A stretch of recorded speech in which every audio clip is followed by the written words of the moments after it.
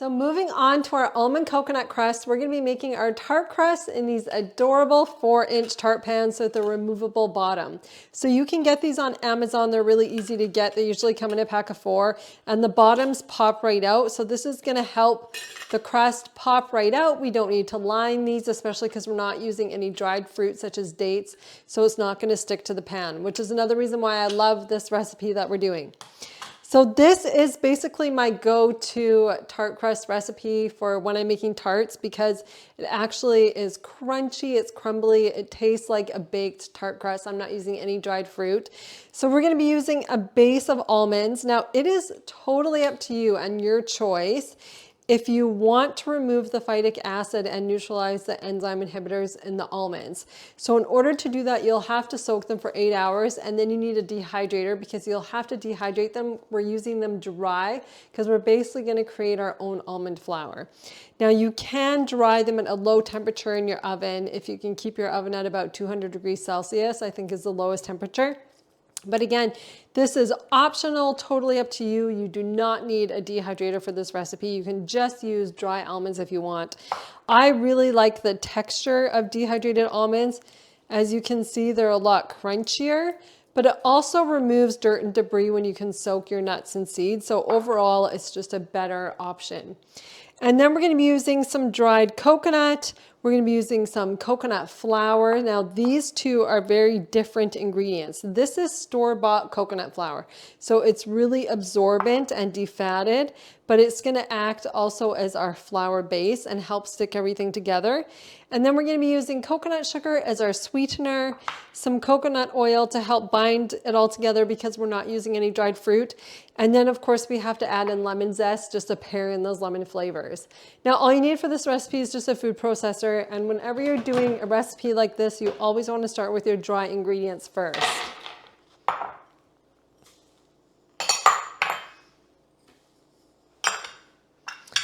And I'm going to be adding in just a tiny pinch of salt. I like to just add a little bit of salt in my recipes just to help balance those flavors. Oh, and the coconut flour, of course.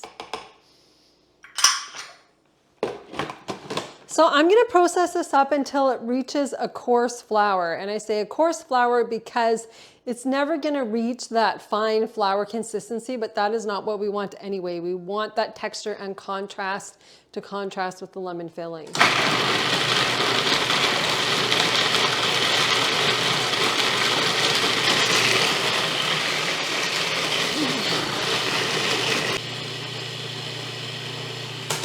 Now you do not want to process this too long because otherwise you're going to start making almond butter, and we want our cake crust to be nice and flaky.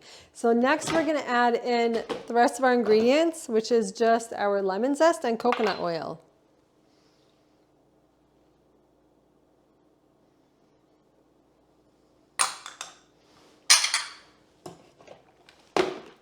And then we're going to process this up again just to combine everything until it starts sticking together.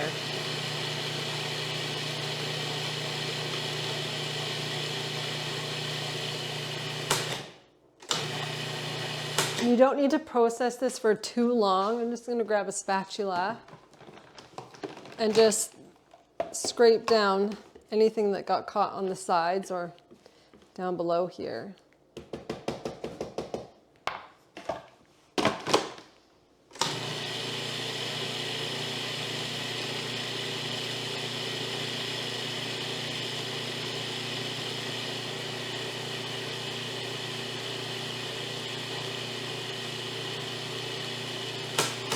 Now the test, this looks good to me, but the ultimate test to see if this is ready. First, I'm going to take the blade out. Never stick your hand in your food processor bin with the blade in there. It is actually really sharp. You can cut yourself. I've cut myself many times, so just be really careful of that. So the test to see if it's ready, you're going to take some of the crust, you're going to squeeze it in your hand, and if it forms together, then it is done.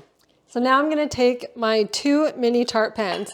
So this recipe will be enough for the 2 tart pans. We're going to have a tiny bit left over. So I like to put my little extra bits in a little mason jar because then I can have something to snack on and try it before it's ready. So I do that on purpose. Trust me, you do want to test it out. So I just make a little parfait, and I'm going to show you how I do that.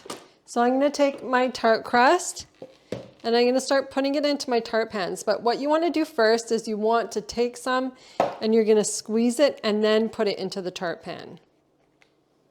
And you want to be generous because we need enough for the bottom and the sides. Now, the first time you do this, it's going to be a little bit tricky until you get used to it. The more you do it, the more you practice, just like with anything, then the easier it's going to get. So as you can see, I'm pressing down on the bottom, and then I'm pressing with my thumbs to the side.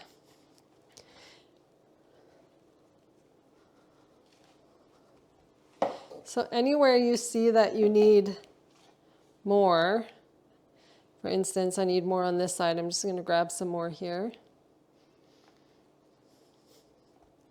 Because you want this to look, you want this to have that beautiful shape of a tart crust.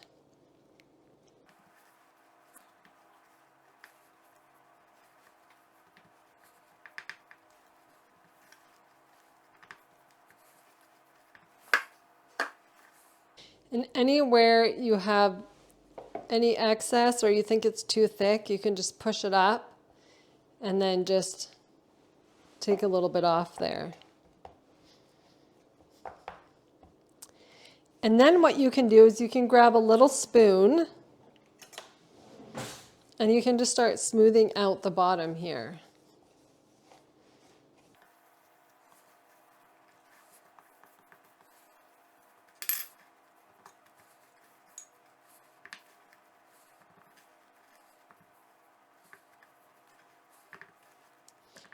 So you can see we have our beautiful tart crust there. So now we're going to get started. I just want to make a note. When this sets in the freezer, because we have the coconut oil, it's not going to fall apart like this. It's all going to hold together. So just don't be afraid of that. Don't be worried about it crumbling right now. So I'm going to set this aside and then I'll get started on the next one. I'm going to do the same thing. I'm going to grab my crust, squeeze it in my hands, and then put it in the pan.